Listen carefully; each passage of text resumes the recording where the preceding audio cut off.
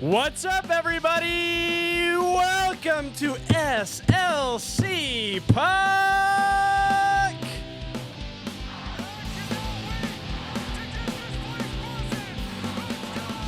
Woo! You hear that? You probably remember that. That was Liam O'Brien, spicy tuna, promising to get the Delta Center buzzing. Remember, he was rocking the mic back in April. He made big promises. We're going to get this place jumping. It's going to come alive. And he was right. 48 hours later, I am still tingling. And what's this you say? I've got the foil on right now because we're going to talk fighting here on this episode of SLC Puck. I'm your host, Austin Facer, and I'm, yes, the guy you saw walking around wearing this hat and the goofy smile on my face at the Delta Center on Monday night. First ever preseason contest for the Utah Hockey Club, hosting the Los Angeles Kings, hosting Utah native Trevor Lewis in what was supposed to be the Frozen Fury contest. Ended up being a very historical night for hockey here in Utah. So much fun, so much to talk about. Let me just drop my plugs really quick. You're listening to SLC Puck. You might be listening to me on Apple, Spotify, YouTube, KSL.com. Wherever you find me, like, comment, subscribe. Greatly appreciate all that stuff. If you'd like to support the show even further and support my tinfoil buying habits, not only do I buy tinfoil for my hands, I also buy it for my hat when I launch my conspiracy theories into the air. But anyway, the tinfoil is expensive, is what I'm trying to say. So if you'd like to help support the show, you can do so by going to slcpuck.shop. And look at this. You can get your own version of this upside-down hat. Very cool. I know a lot of people have been asking me about it. It was out of stock briefly. It's back in stock. Go ahead and pick it up.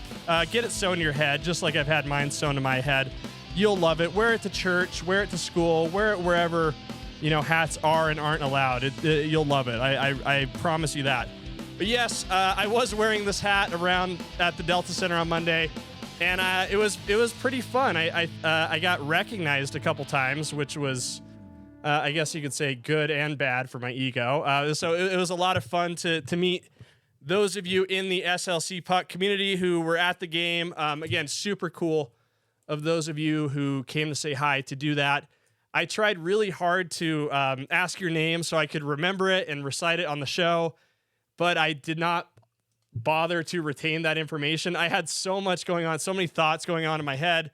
I was frantically trying to keep a note of all the observations I was making from the game so I could relay them here to you on the show, and your names escaped me. I was sat next to a really nice guy named Chris.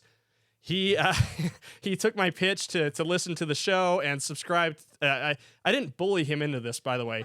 He chose to do this, but he subscribed to the show. Yeah, I didn't have the foil on then, but he subscribed to the show right then and there while we were sitting there watching the game. And it was really cool. I enjoyed sitting next to Chris because from what he was telling me, it was his first ever hockey game. But I could tell he was really excited to be there. I think a lot of people at the Delta Center felt that way on Monday.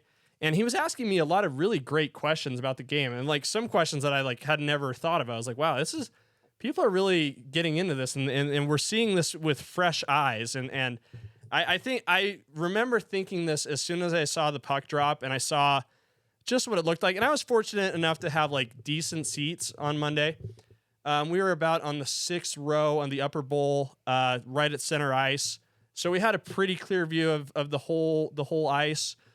We did have to crane forward a little bit to get over the near side dasher boards, but other than that, we had a great view. I think anything further back probably would have been a little bit tricky, but I've said this from the get-go. The sight lines at the Delta Center are not ideal. That's not been something anyone's trying to escape from or deny.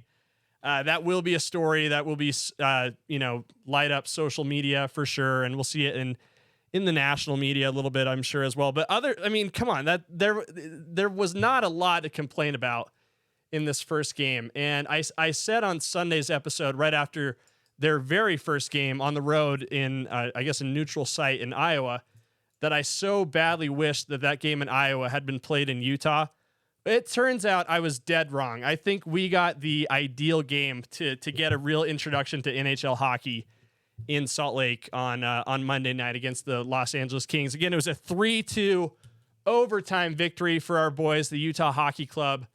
And man, just for me, I mean, it was like the whole experience was just kind of, again, I really am tingling. Like, it was kind of unforgettable. As much as I enjoyed like watching the action on the ice, taking notes on the pregame show, and I do have a lot of notes I want to cover. I did really enjoy getting to meet those of you who listened to the show and came up and said hi. That was cool. But I also saw a lot of my former hockey teammates from my my legendary playing days at Viewmont High School and with the Davis County Youth Hockey Association. So I tried to collect as many pictures as I could of me and my teammates. Do a quick selfie with all of them. Really fun to see. It was a really special night for those of us who have had hockey near and dear to our lives for quite some time. And the smiles were everywhere. They weren't just on my face. They were abound. They were all over the place at the Delta Center. But the game backed it up. They put on a heck of a show, the Utah Hockey Club. And we'll go through the action really quick. But again, I want to touch a little bit on the atmosphere that was the Delta Center, because I think that's going to be a really interesting thing to watch develop and mature as this team sort of finds its place in this new market and establishes a relationship with the fan base. Some really cool things that I thought they did. Again, I wasn't expecting to see like the full shebang.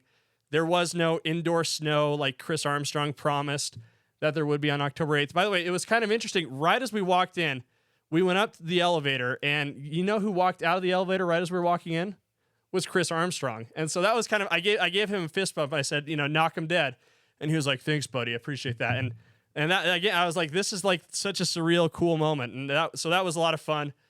But again, the pregame show I thought was, again, it's not the full shebang as that Chris Armstrong was selling at Media Day, but still really cool. I thought they did a nice job just keeping it basic. It was a little generic, but I think we kind of knew to expect that. But, some things I really liked, obviously, it's been about a month now, I think, since the Gaudreau brothers were killed by a drunk driver. So they paid homage to them with a 13-second moment of silence. Obviously, that was Johnny Hockey's number, so that was why they did that. I'm sure that's something that'll be done league wide throughout the preseason. So I thought that was a nice little touch. I think that was definitely appreciated. I saw a few people with Johnny Hockey jerseys at the game, so I bet that was especially meaningful to those of you who really enjoyed watching him play and knowing his story even better than those of us who are just now getting into hockey. But again, it was so fun. I thought they did some really smart things. It was really cool that they had the players come from the locker room like straight into the bench. I was kind of worried how that was going to play out from seeing previous Frozen Furies where they just come out of the corners and had to skate to the benches, and the coaches would have to walk on the ice and hold their hand against the boards and all that. I was like, that kind of thing wouldn't fly at the NHL level. So I'm glad they made those modifications to the Delta Center where the fellas just go from the locker room to the bench on the ice. That's the way it should be. And they made that a part of the pregame show in kind of a slick way. So they had this like really nice introduction video. If you were there, you know what I mean, but I'll try to describe it to those of you who weren't there. But they had the slick video, the logo, a little bit of action, some hype stuff from Spicy Tuna at the welcome event in April, all this good stuff. And then they cut to just a shot of the logo, and it was clear that it was against a wall.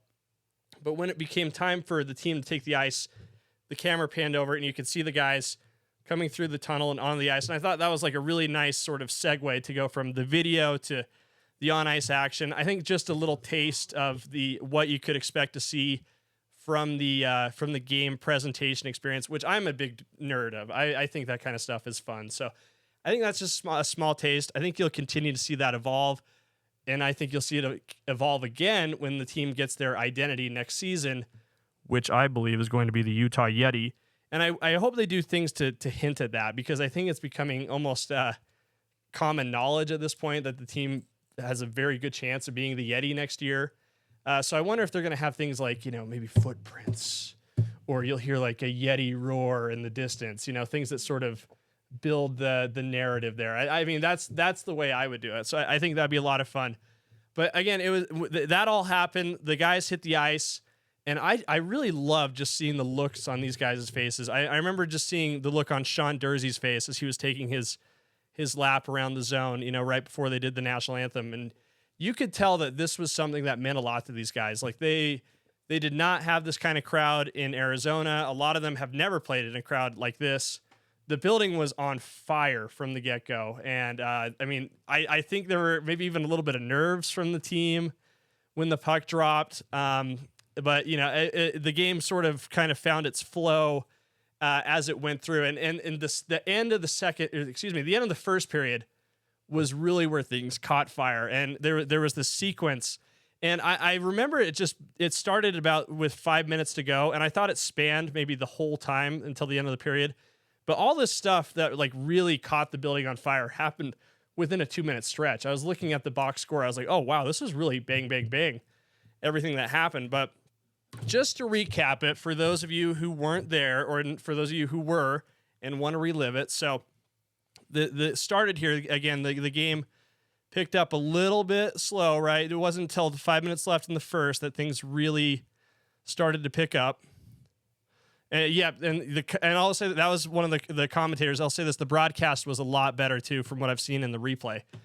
Here, this is hard to do this with the foil on, by the way. I might have to take this off, but I want to talk. I want to get to the fights here in a minute, because that was definitely I thought for me the most interesting part. But here, this is the first goal here. Utah's on the power play, and I think first let me say this: I thought the power play was really good. I thought they had two really good units here. This is actually the second unit here on the power play. You can see that there's only 31 seconds left. The first unit that had Clayton Keller on it, Mikhail Sergachev, I thought they did a really good job moving the puck around, causing chaos in front of the net. That's exactly what you want from a power play. And then the second unit comes on. They're led by Sean Dursey, Kevin Steinlen, and Lawson Krause right here. And they're going to finish the job here. And so we'll just play the replay right here. You can see Dursey's all the way down at the bottom of the zone right here, passes it behind the net. The Kings, that's what you want. You want to get a lot of confusion. You can see the eyes are right there in the corner. Eyes are there behind the net. This is going to let Lawson Krause slip into the middle right here, virtually unnoticed. Right here, Dursey collects it again in the corner. Krause is sneaking his way into the center of the ice. Back to behind the net, and then Stenlin across, Maselli, Dursey, fine, and guess what? The Kings, they lost him. There's Lawson Krause right there. Nobody's around. Net's wide open. Bada bing, bada boom. History's made. First ever goal at the Delta Center. Lawson Krause, you're the answer to a trivia question right there. So that was it. The place went berserk, as you can see there. Utah takes a 1-0 lead. Lots of fun. So with the cushion of a 1-goal lead, that was really where the fireworks could start, though. And it was funny, almost like a minute before this happened, I was being a good reporter, a good podcaster, taking notes on my phone and tweeting, what I was seeing a little bit. And I tweeted this literally a minute before this happened. I said, Leon O'Brien has to fight tonight. Like, that's the only thing narratively that makes sense. And I don't know if he was reading my tweets on the bench or whatever. I like to think he was, because that's exactly what happened. And again, this was the face-off right after they scored here. O'Brien wastes no time right here. So they're showing Krause right there, talking about the goal. You can see it's on the board right here. This is from hockeyfights.com. And then right here, this is the face-off right after the goal. Puck drops. It's on the ice. Boom. O'Brien wastes no time. The gloves are off. He's going after Jeff Malott from the Kings. Fists are flying. The helmet comes off. The hair is flowing. O'Brien goes for the haymaker, misses. He hits the ice. They both go down. But this was purely for show, for entertainment, and I definitely appreciated it. Right here, the place was going nuts, like absolutely nuts. O'Brien was playing to the crowd on this, which I respect completely. He did that at the welcome party. He's doing it here. I knew this was going to happen. This was such a beautiful, incredible moment. I don't think he dominated this fight, but still, you know, the fact that he did it for the fans. They knew they had to sell this hockey thing to the fans here in Salt Lake. This is a great way to do it. I had friends texting me like, do they just fight all the time? Is this just the way the sport works? I'm like, well, sometimes, I guess. But I'll talk about the second fight, why that happened. There was a little bit more thought behind that one. But again, such a great moment. O'Brien takes a lap around the rink. You can see him. He's pumping up the crowd. He's saying, let's go. And he's skating to the corner, and they cut right there, unfortunately, on the replay. I wish they hadn't, because what they cut was actually O'Brien giving dabs through the glass to Ryan Smith, who was sitting there in the corner. It was like, that's how you impress your boss, you know? I get that. I thought that was a really cool, for me, that's going to be like an iconic moment that I'm going to remember forever. I'm sure we'll see it in the Seg Media documentary, Fresh Ice. You know, that'll be a moment for sure. But man, that to me, that sequence right there was pretty good. You know, a power play goal followed by a fight. Like, you know, what else could one ask for? Well, how about a second fight, you say? That's exactly what happened. So right after O'Brien and Malott go to the benches, the gloves were dropped once again. You can see right here, they're showing a little clip of O'Brien. This was the audio I played at the start of the show here today. But again, this is not even a couple of seconds after they cleared the ice and got assessed the penalties here. Getting ready to drop the puck again. And here we go. Immediately a second fight. Travis Barron takes on Jack Studnicka. And this one what made a lot of sense for me in terms of hockey culture. Now, you might just think, well, what is Travis Barron trying to get a job? Is he going to go dap up Ryan Smith as well? Well, no, he didn't. And God, by the way, I love this fighting sequence. Just holding the jersey with one hand and punching with the same hand is brilliant. Travis Barron has played for the Utah Grizzlies. You could tell he's made a career, you know, being a fighter and enforcing discipline on the ice. And that's exactly what this fight was. So I wanted to talk a little bit about this. If you watch the whole game, if you watched from beginning to end, you know that the Kings took the first penalty of the game. Now, what happened was Jeff Studnicka came into the zone a little bit recklessly, and I'm probably saying his name wrong. Sorry, Jeff. You know, if you're watching the show, and I'm sorry, Jeff. That's all I'll say. But he came into the zone a little bit recklessly, made a collision with Connor Ingram. They blew the play. They assessed a penalty to Studnicka, sent him to the box. But the cardinal rule in hockey is that you do not touch the opposing team's goalie. That's just something you don't do. If you do that, you can expect to have someone try to take your teeth out, and that's exactly what that was. They were you might think, hey, what's the big deal? He got the penalty. You know, let bygones be bygones. Again, that's not the way it works really at any level of hockey. You're gonna have to pay the price for that. There's team toughness there. It is retaliatory. I hope I said that word right. There was a bit of retaliation there, but that's exactly why Travis Barron dropped the gloves right then and there. And he might have caught Studnicka off guard a little bit, because maybe he might have had a shift before that as well.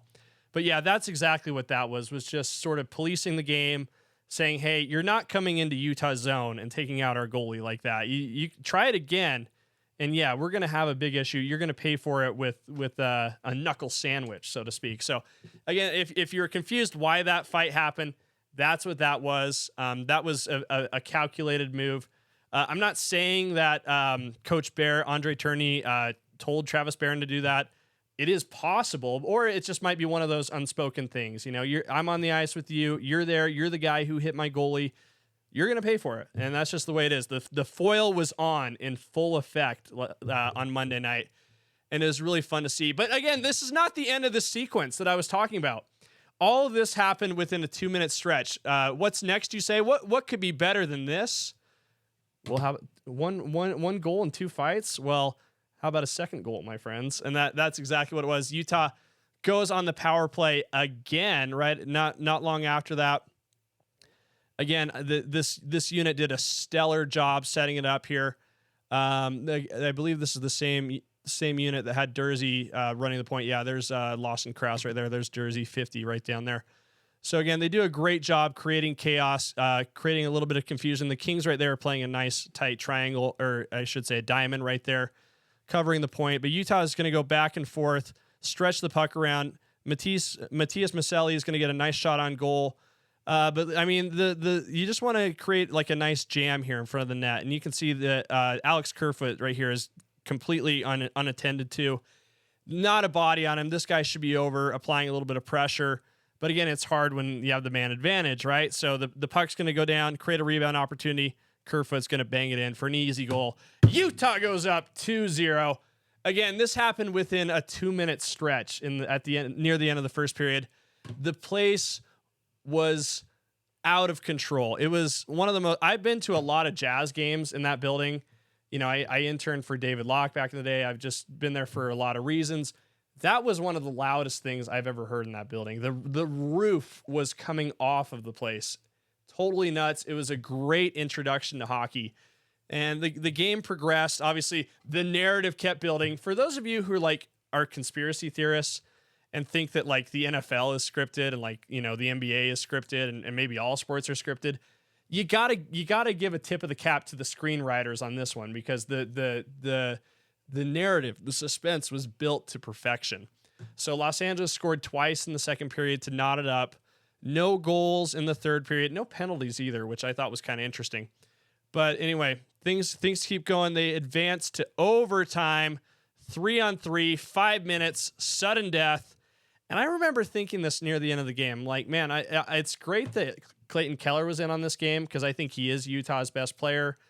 I just wish he had been like a little bit more active. You know, I thought he was pretty good on those power plays with Mikhail Sergachev. I thought they did a nice job moving the puck around, but I was like, I wish we had gotten a little bit more from Clayton Keller. I didn't tweet this. Otherwise, I would be under the conspiracy theory that these guys were reading my tweets, but I remember thinking this. So maybe there's some kind of telepathic connection there. But I thought this, and just as I did, Clayton Keller came through for me. So I'm going to show you guys the entire overtime period. Don't worry, it's brief here. So the puck drops. Sergachev's got it. He's just going to start the pace right here.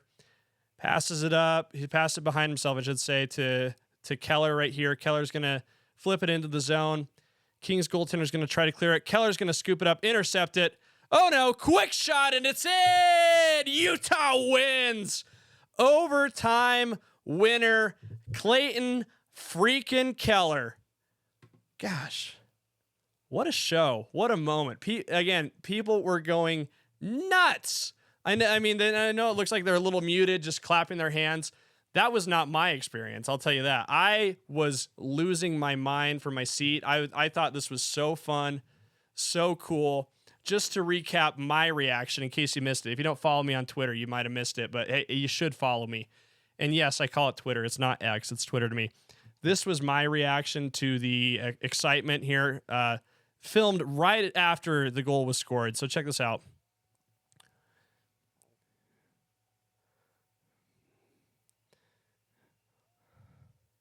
Yes, I did spit a little.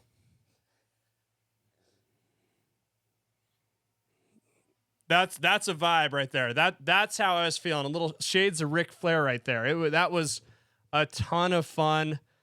Again, hats off to the screenwriters, whoever put that together. This game had everything. It had a very decent show. It had a little bit of sentimentality. It had friends. It had people I hadn't seen in like 15 years. It had the whole hockey community. I saw a lot of the other guys who do Utah hockey podcasts. I saw the Utah hockey guys were on the Jumbotron.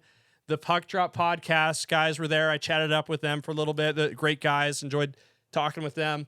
Man, it was a truly unforgettable night. If you weren't there, I hope I helped convey the excitement for you, how much fun it was. I'm still tingling. I'm percolating right now. It was such a blast. And again, I can't look forward. There's so much. This is just the start. There's so many other great things coming our way.